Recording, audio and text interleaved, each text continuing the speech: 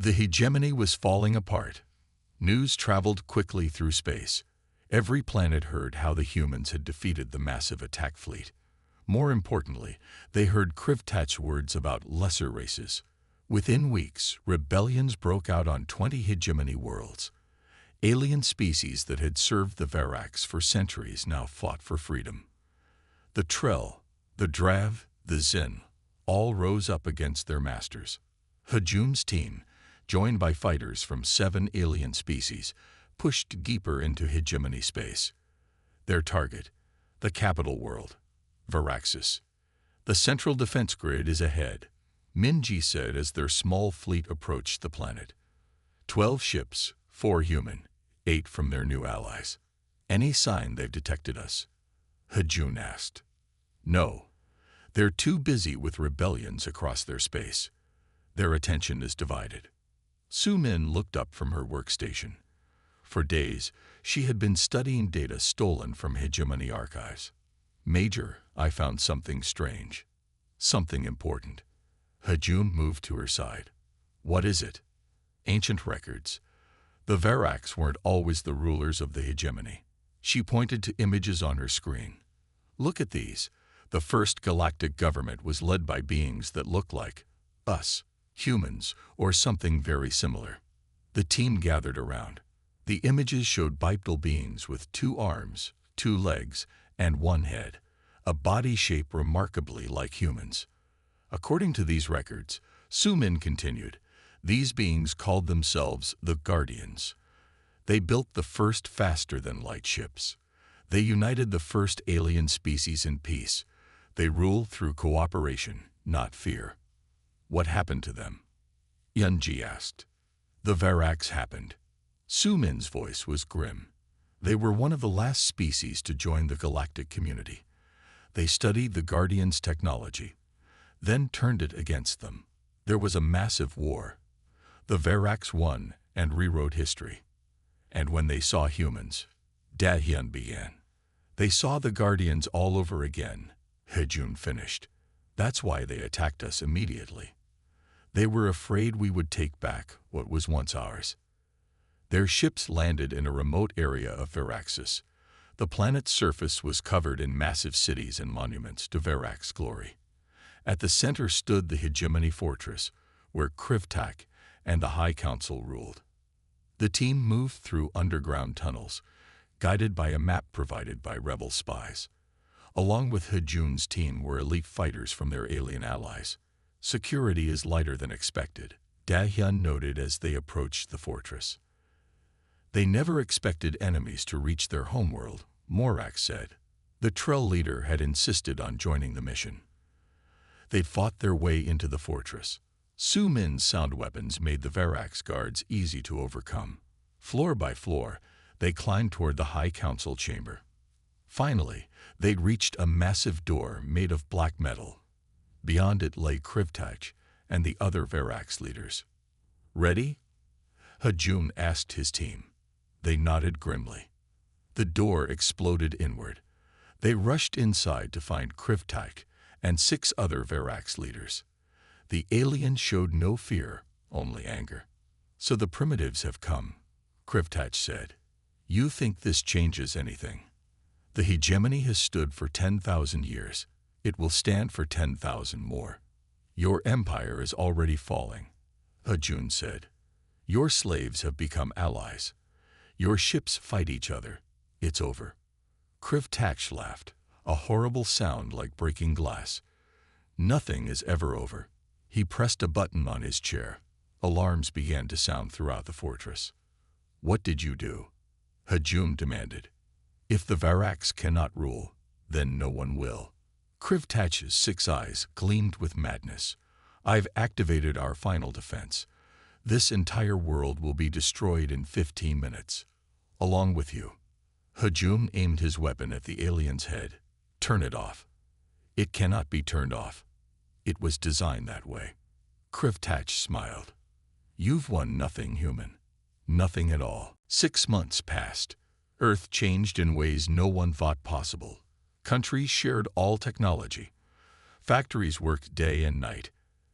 Everyone had one goal: fight back against the aliens who killed their people.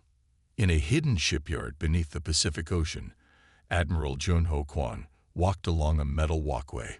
Below him floated 12 black ships.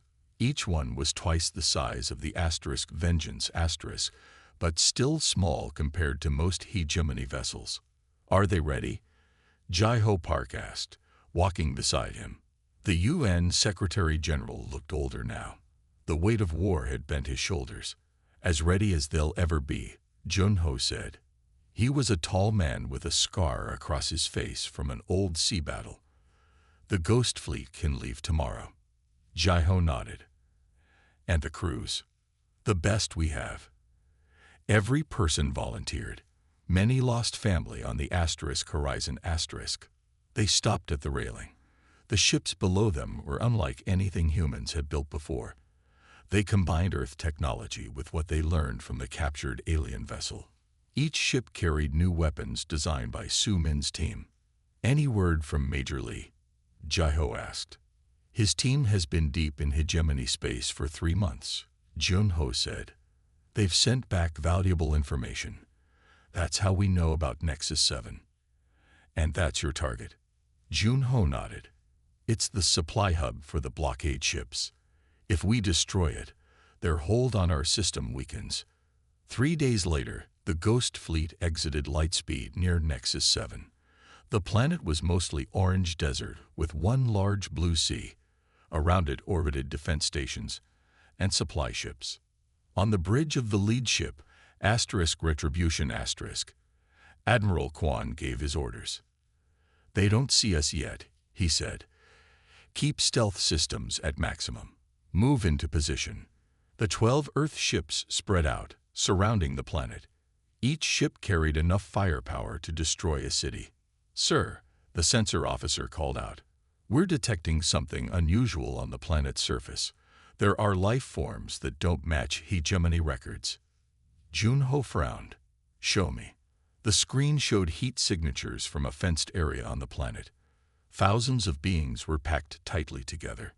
"It's a prison camp," Junho realized. Or worse. He opened a channel to all ships. "Change of plans. We need a ground team. Volunteers only." On the surface of Nexus 7, Yunji and Dahyun led a team of 20 soldiers. They had landed far from the hegemony base and moved silently across the desert. Now they looked down at what they had found. A massive camp filled with aliens unlike any they had seen before. These creatures had 4 arms and golden skin. They were being forced to work in mines by Verax guards. "Slaves," Dahyun whispered. "They're using slaves to mine resources." Hyunji's face hardened. Not for much longer. Above them, the Ghost Fleet dropped its stealth shields. Suddenly, 12 human warships appeared around the planet. The hegemony defense stations barely had time to sound alarms before the humans opened fire. As the space battle raged, Yunji's team attacked the camp guards. The human soldiers moved with cold efficiency, taking down the surprised Verax with minimal effort. Within an hour, they had freed over 3,000 slaves. One of them, taller than the others, approached Yunji. "I am Morax," he said in broken English. "Leader of Trell people. Why humans help us?" "Because we know what it's like to suffer at hegemony hands," Yunji answered. "And we're doing something about it." Morax bowed all 4 of his arms. "Then Trell fight with humans. We know hegemony secrets. Many worlds hate Verax rule." As the remaining hegemony ships fled or burned, Admiral Kwon's voice broadcast on all frequencies. "This is humanity's first answer. There will be more." On their stolen ship, hidden on the far side of Nexus 7, Hejun's team listened to the message. For the first time in months, Hejun smiled. "Phase 2 complete," he said. "Now for the real war. Everyone out. Now." Hejun shouted as alarms blared through the hegemony fortress. His team began running toward the exit, along with their alien allies. Krivtach laughed as they fled. "Run, humans. It won't save you." Hejun turned to Sumin. "Can you stop this?" She shook her head. "Not in 15 minutes. The system is too complex. What about slowing it down, giving others time to escape the planet? Su-min hesitated. Maybe. I need to reach the main control room. Hejun made a quick decision. Everyone get to the ships. Evacuate as many people as you can. He looked at Su-min. You and I will try to slow this thing down. I'm staying too, Min-ji said firmly. Eun-ji stepped forward. We all are. We started this together. Da-hyun nodded. Team stays together. Hejun looked at his team, the best Earth had to offer. He felt proud to serve with them. Go, he told Morax and the other aliens. Get as many of your people off-world as you can. Tell Earth what happened here. The aliens left reluctantly. Hejun's team raced through the fortress, following Su-min to the control center. When they arrived, she went straight to work. 12 minutes left, Min-ji reported, watching the countdown. Su-min's fingers flew over the alien controls. I can't stop it, but I might redirect the energy, make it less destructive. How much less? Hejun asked. Instead of destroying the planet, maybe just this continent. She looked up at him. But someone needs to stay to manually override the final sequence. The team fell silent. They understood what this meant. I'll do it, Hejun said finally. The rest of you get to the emergency shuttle. No one moved. That's an order, Hejun said more forcefully. Eun-ji shook her head. With respect, Major, we're not leaving you. I need 3 minutes to set up the override, Su-min said. Then we all need to run. We might make it. They worked frantically. As Su-min finished the override sequence, the building began to shake. Time to go, Hejun shouted. They ran through collapsing corridors. Behind them, the control center exploded. The tremors grew stronger. 2 minutes to full detonation. Min-ji called out as they ran. They reached the landing pad where their shuttle waited. Around them, the Verax capital was in chaos. Buildings crumbled as the ground shook. Everyone in, Hejun ordered as they reached the shuttle. The ship lifted off, joining hundreds of others fleeing the doomed planet. They had barely reached orbit when a massive explosion lit up the surface below. It's starting, Su-min said quietly. They watched as the hegemony capital burned. The explosion spread, but slower than Krivtak had planned. Millions would die, but millions more would escape because of Su-min's work. As they flew away, Min-ji activated the communication system. Broadcasting on all frequencies, she said. Hejun took a deep breath. To all worlds, the hegemony has fallen. Its leaders destroyed their own capital rather than accept defeat. But this is not the end. This is a beginning. 1 year later, representatives from 27 worlds gathered on a neutral planet. Humans sat alongside Trell, Drav, Zin, and many others. All had suffered under Verax rule. All were now free. Jai-Ho Park, his hair now completely white, stood to address them. Though old, his voice was strong. Today we form a new galactic alliance, he said, not built on fear, but on cooperation, not ruled by one species, but governed by all. Admiral Kwan, now Earth's lead diplomat, presented the Galactic Concordat, a document outlining how the new alliance would work. In the front row sat Su-min, Min-ji, Eun-ji, and Da-hyun. They wore medals from a dozen worlds. Heroes of the revolution. We remember those who cannot be here, Jai-Ho continued. The 70,000 innocent lives on the Horizon *, the billions who suffered under hegemony rule, and Major Hejun Lee, who gave his life to ensure others might live. Min-ji looked up at the stars visible through the dome ceiling. She thought of Hejun, of Taiwan, of all who had died. Their sacrifice had led to this moment. As the Concordat was signed, a new era began. The age of the hegemony was over. The age of cooperation had begun. And humanity, once targeted for destruction, now stood as architects of peace. The colony ship Horizon * floated silently in space. Inside, 70,000 humans waited. They were Earth's best. Scientists, families, builders, all ready to meet aliens for the first time. Tai-1 Kim stood on the bridge, looking out at the stars.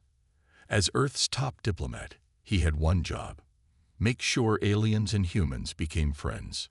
"Sir, we're getting a signal," said Minji, the communications officer. Her fingers moved quickly over the control panel.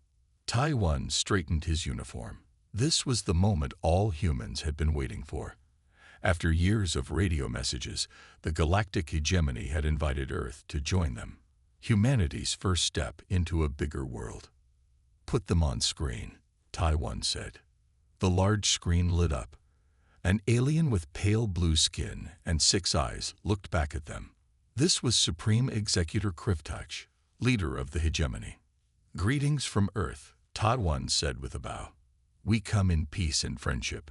The alien did not speak for several seconds. When it did, its voice was cold. "Your arrival has been noted."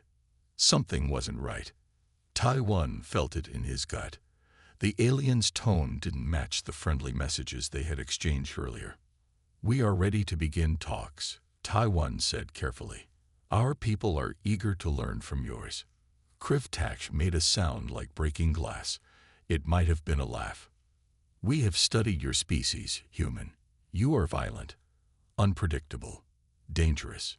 The screens around the bridge began flashing red. Minji's face went pale. "Sir, multiple ships appearing around us," she shouted. Outside, warships appeared from nowhere. Big, black, and covered in weapons. They surrounded the Horizon completely. "What is the meaning of this?" Tai-1 demanded. "We came as invited." "Yes," Krivtach said. "And that was your mistake." The screen changed. Now it showed Earth. Billions of humans watching as their first colony ship met aliens.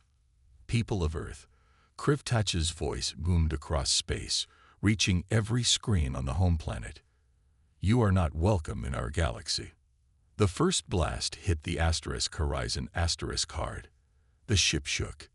People screamed. "Why?" Tai-1 asked, holding onto a rail as the ship trembled. "We've done nothing to you." "It's not what you've done," Krivtach said. "It's what you might do. We've seen your history, your wars, your quick progress.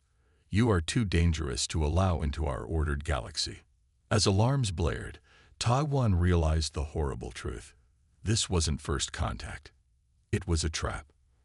"Alert Earth," he shouted to Minji. "Tell them." Another blast cut him off. The bridge filled with smoke. Tai-1 stared at the alien on screen. "You fear us," he whispered. "That's what this is about." He grabbed the emergency beacon and spoke his final words. "They fear us. Remember that." The message launched toward Earth just as the Horizon began to break apart. The Vengeance moved silently through space. From the outside, it looked like nothing. Just another shadow among the stars. Inside, Hajun and his team prepared for battle. "Alien ship detected," Minji said from her station. Her fingers danced across the control panel. "Small patrol vessel. Only 6 crew members, according to their signals." Hajun nodded. "Perfect. Show me." The screen lit up. A sleek alien ship moved slowly near Neptune. It was checking for any human ships trying to leave the solar system. "They don't see us," Sumin said with pride. "My stealth tech is working." Dahyun studied the alien ship's movements. "They follow the same pattern every 30 minutes. We can time our approach to stay in their blind spot." "Good," Hajun said. "Yunji, you'll disable their communications first. We need to make sure they can't call for help." The sniper nodded, checking her special rifle. It was designed to fire precise electromagnetic pulses. "Everyone remember," Hajun continued, "we need the ship intact and at least one alien alive for questioning." The team put on their spacesuits. These weren't ordinary suits. They were battle armor, black and silent, with built-in weapons. The Vengeance moved closer to the alien ship. When they were just 500 meters away, Hajum gave the signal. Now, MG fired. A silent pulse hit the alien ship's communication array. The lights on the array went dark. Communications down. Minji confirmed. They're trying to fix it. Dock with their ship, Hajun ordered. The Vengeance attached to the alien vessel with a soft thud. The team moved quickly through the airlock. The aliens were not ready for them. The first two fell before they could draw their weapons. The third managed to fire once, a bright energy beam that scorched the wall, before Dahyun tackled it to the ground. In the ship's control room, they found the captain. It was a Verax, like Krivtak, but smaller. Its blue skin turned almost white when it saw the humans. "Impossible," it gasped in broken English. "No human ship can pass our blockade." Hajum put his weapon against the alien's head. Surprise. The team worked quickly. Minji downloaded the ship's database. Sumin examined the engines and weapons. The others secured the vessel. "I found something," Minji said excitedly. "Maps of hegemony space. And more. There's a major outpost called Nexus 7 not far from here. It's a supply hub for their blockade ships." Hajum looked at the Verax captain. "Is that true?"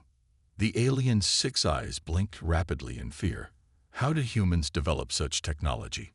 You were supposed to be primitive." Hajum smiled, but there was no warmth in it. "You killed the wrong people. The peaceful ones. The diplomats. The families." He leaned closer to the alien. "Now you get to deal with the rest of us."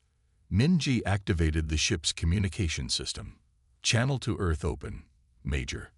Hajun spoke clearly. "Earth Command. Phase 1 complete. We have their ship, their tech, and their routes. They never expected us to fight back." The hegemony attack fleet arrived at the edge of Earth's solar system. 300 warships, each bigger than anything humans had built. They moved slowly, confidently, like predators who knew their prey couldn't escape. Admiral Junho Kwan watched them from the bridge of the Retribution. His ghost fleet of 12 ships seemed tiny in comparison. "All ships report ready, Admiral," his second-in-command said. Junho nodded. "Begin Operation Hornet's Nest." The ghost fleet didn't engage directly. Instead, they used hit-and-run tactics. A human ship would appear from stealth, fire at a hegemony vessel, then disappear again before they could respond. The large alien ships couldn't turn quickly enough to catch the smaller, faster human vessels. It was like watching elephants try to catch flies. On Earth, Secretary General Jeho Park monitored the battle from a deep underground bunker. Screens showed the fighting around the Moon, Mars, and Earth's orbital stations. "The Phoenix Protocol is ready," a general reported. "All emergency ships are loaded. If Earth falls, humanity will survive elsewhere."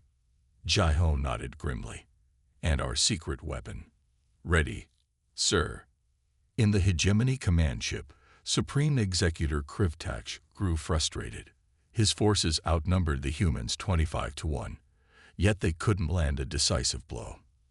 "These humans fight like cowards," he snarled. "They hide and strike from shadows." "Sir," a subordinate reported, "our forward ships report heavy damage. The humans are using weapons specifically designed to target our shield frequencies." Krivtak's 6 eyes blinked rapidly in anger. "Press forward. We will crush their homeworld and end this." The hegemony fleet pushed toward Earth. They took losses but kept coming. Their numbers were too great. Admiral Kwan knew they couldn't stop the attack, but that wasn't the plan. They just needed to slow the aliens down and inflict as much damage as possible.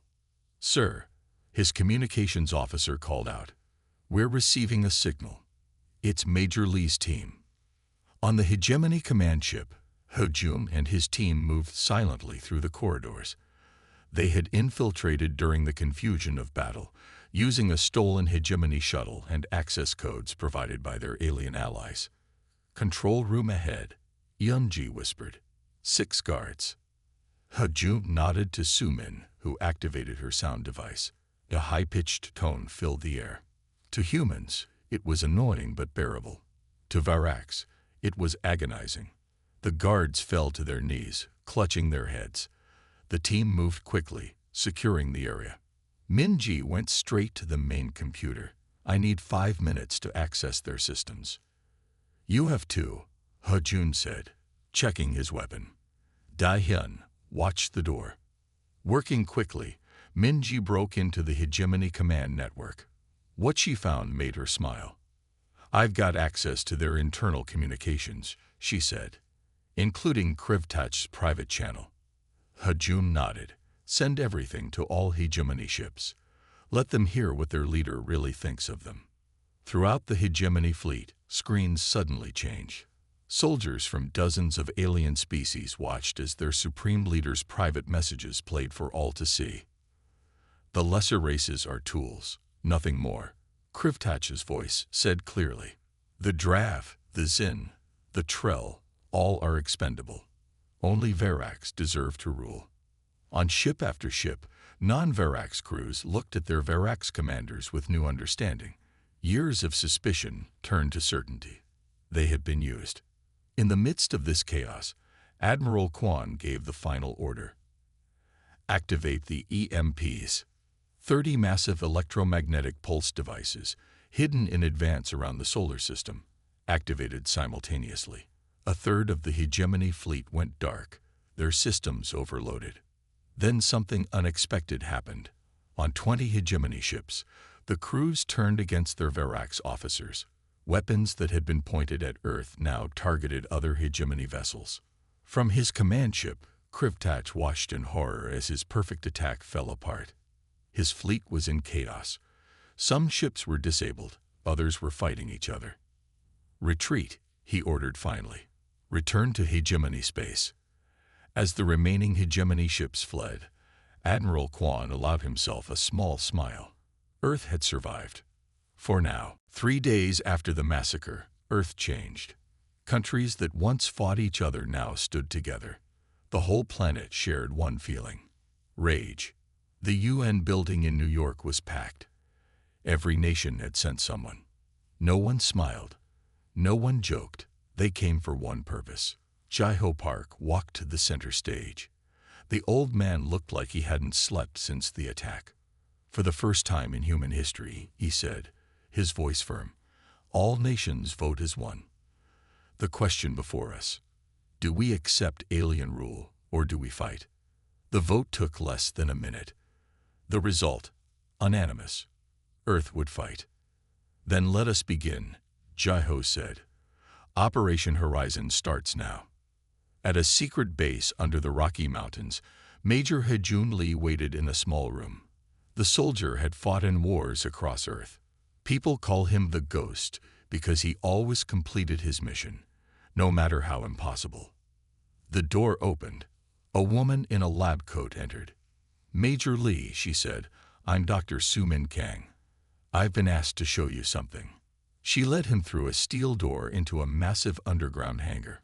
Inside sat a small black spaceship unlike anything he had seen before. What is this? Hajun asked. Our answer to the aliens, Sumin said. We've been working on stealth technology for years. This ship can hide from most sensors. We believe it can slip past the alien blockade. Hajun walked around the ship. And once we're past them. That's why you're here.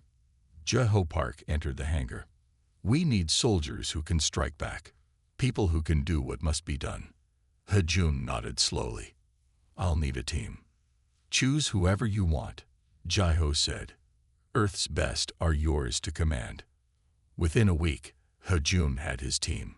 7 of Earth's deadliest fighters. Yoonji Choi could hit a target from 2 miles away. Da Hyun-yoon knew more about battle tactics than anyone alive. Minji Ryu could hack any computer system. The others were just as skilled. They gathered around a table as Hajun explained their mission. Our goal is simple, he said. We need alien technology. Specifically, they're faster than light drives and weapons. We'll slip past their blockade, capture a small ship, and bring it back. Sounds impossible, Yunji said. Ajum's face showed no emotion. They killed 70,000 of us without warning. They think we're just going to sit here and accept it. He looked at each team member. We're going to show them how wrong they are. Jaiho Park watched from the back of the room. For the first time since the attack, he felt something like hope. What's our ship called? Dahyun asked. Hajum's cold eyes narrowed. Vengeance. On Earth, billions of humans watched their screens in horror. What should have been a day of celebration turned into a nightmare. The Horizon burned against the blackness of space. Escape pods launched from its sides, small dots of hope in the darkness. But the alien ships targeted them too, not letting anyone escape. Jaiho Park, the UN Secretary General, stood frozen in the control room. Tears ran down his face as he watched the massacre. Can we do something? He asked, his voice breaking. Anything.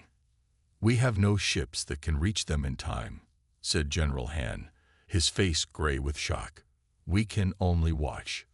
On every screen across Earth, the blue alien appeared again. Supreme Executor Krivtach looked directly at the cameras, all 6 eyes blinking at different times.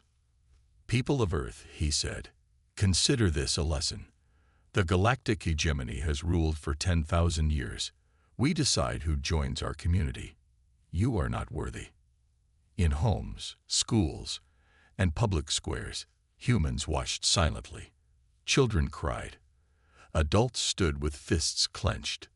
Your species is too unpredictable, Krivtach continued. You advance too quickly.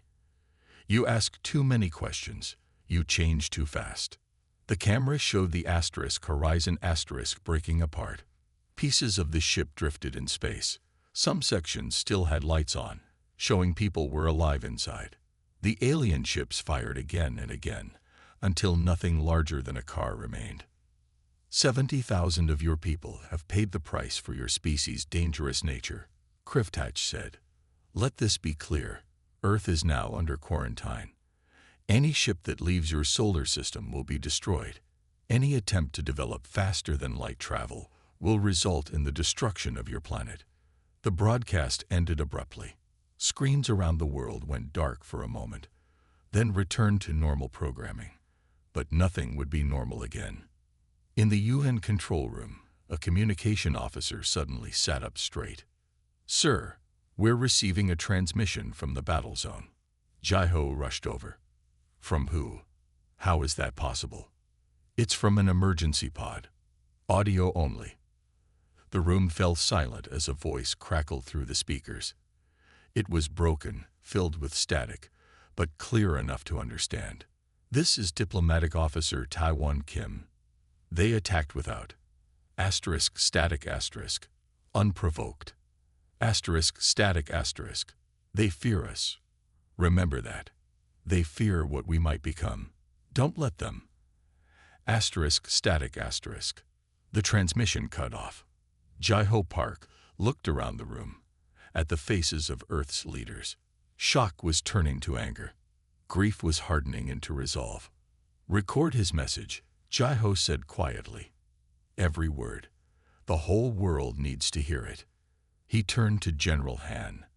And prepare the Security Council. We need to talk about war. News of Nexus 7 spread quickly through hegemony space. For the first time in 1,000 years, someone had defeated a hegemony force in battle. Even worse for the Verax rulers. The story changed with each telling. Soon, aliens on dozens of worlds whispered about the humans who freed slaves and destroyed Verax ships. Supreme Executor Krivtach raged in his command center on the hegemony capital world. Screens around him showed reports of the attack and its aftermath. How did they get past our blockade? He shouted at his advisors. How did they build ships so quickly? They were supposed to be trapped in their system. An older Verax named Zilthar spoke carefully. We may have underestimated the humans. Krivtach's 6 eyes narrowed. Clearly. But this changes nothing. We will crush them now, before more damage is done. He pointed to a star map. Prepare the Third Fleet. We will attack Earth directly and end this problem forever. On a distant moon called Krell 4, Hajum's team met with representatives from 3 alien species. They gathered in an abandoned mine, far from hegemony sensors. The Verax have ruled us for centuries, said a reptile-like alien called a Drav. They take our resources and give nothing back. My people, the Zin, are forced to serve in their armies, said another alien with gray skin and 4 eyes. We die in their wars while they stay safe on their ships. Morax, the Trell leader who escaped from Nexus 7, nodded his golden head. All species suffer under Verax, but none fight back, until humans came. Hajun looked at each alien. We fight because we must. The hegemony attacked us without cause. They killed our people, but we can do more together than alone. Minji stepped forward with a small device. This is a secure communication system. It can't be tracked by hegemony sensors. Use it to coordinate your resistance groups. Tahyun spread a map on the table. These are the key hegemony supply routes and weak points we've identified. Hit them here, here, and here. But be careful, Yunji added. The hegemony will respond with extreme force. Move quickly and then hide. As the aliens examined the maps and technology, Sumin worked in the corner. Parts from various ships and weapons lay around her. She was building something new. What is that? Hajun asked her quietly. Sumin held up a small silver cylinder. I've been studying Verax biology from our prisoner. They have a weakness. A specific sound frequency causes them pain. This device amplifies that frequency into a weapon. Hajun nodded. Good.